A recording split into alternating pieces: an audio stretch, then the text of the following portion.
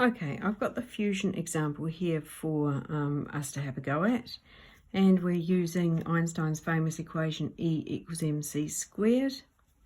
So part A says calculate the energy released by the reaction where we've got one hydrogen and one lithium nuclide fusing to give a beryllium nuclide and a neutron. So what I've done here is I've set my page up so that I'm going to add together the two reactants to get a mass, and then add together the two things produced to get the mass of the products.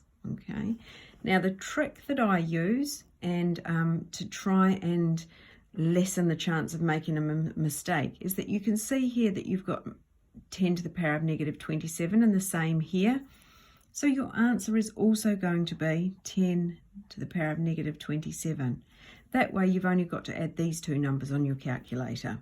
Okay, so I'm going to do the same for the products. So when I add together 3.34358 and 9.98561, you should get 13.32919. And the same, and I've got those numbers from here, from you're given them, okay? And then the mass of the products, I'm going to do the same. I'm going to put down times 10 to the negative 27 and then just add these two numbers. And when I do, I get 13.32317. Now the one thing that is always going to happen is that the mass of the products is going to be less than the mass of the reactant. So at this point you should be checking to make sure that's the case, just in case you've made a calculator error.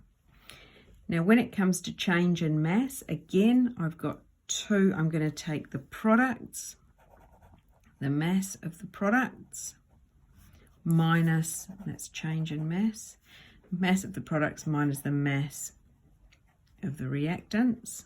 Okay, and so I'm just going to do my 13.32317 minus 13.32919, and I get minus 6.02 times 10 to the minus 3 when I do that on my calculator, but remembering that's also multiplied by 10 to the power of negative 27. And this negative sign means that mass is lost.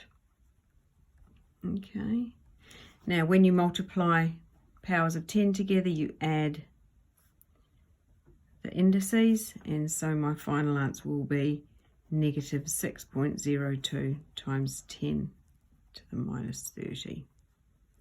Okay, if you're not sure about that, then put the whole number into your calculator. This number minus this number. Just make sure you use brackets. Okay, so the other way you could do it is 13.32317 times 10 to the minus 27. Take away 13.32919 times 10 to the power of negative 27. Okay, this is option, that's option 1. This is option 2 to calculate the same thing, but you should always get the same answer, negative 6.02 times 10 to the power of negative 30. So all we've done so far is calculated the change in mass. Now we're going to use Einstein's equation to calculate the energy. So we've got it out, and we can ignore the negative now. 6.02 times 10 to the minus 30 multiplied by 3 times 10 to the 8 all squared. And your answer should be, when you put all that in, 5.418 times 10 to the negative 13 joules. And for the chemists among you, had you kept your negative in there, you would have come up with a negative answer, which will give you an exothermic reaction, which you all know it is because there's lots of energy given out. So it's an exothermic reaction. Throw in a bit of chemistry there. So that is the answer to A. Part B says calculate how many nuclei there are in 1 kilogram of hydrogen 2. So the number that we're going to need is this one here, the mass of the hydrogen. And so for part B, The mass is 1 kilogram. Okay, and each helium nuclei has a mass of 3.34358 times 10 to the minus 27. So we want to know how many of them there are. So the number of nuclei in 1 kilogram is 1. The 1 kilogram divided by the 3.34358 times 10 to the minus 27.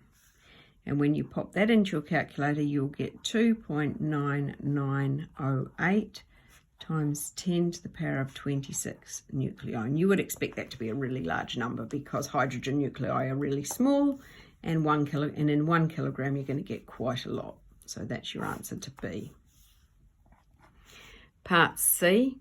Now when we look at the equation, I'll just flick back the page. When we look at the equation, for every 1 hydrogen nucleus, there's 1 lithium nucleus that is required to react. So we're going to need, in part C, it says, using your answer to B, determine the mass of lithium required. So we know that we need the same number of nuclei. So number of nuclei required. And that's because they react in a ratio of 1 to 1. So it's 2.9908 times 10 to the 26. And 1 lithium nuclei has a mass of 9.98561 times 10 to the minus 27 kilograms. So the total mass is going to be the number of nuclei, which is 2.9908 times 10 to the 26, times the mass of 1 nuclei.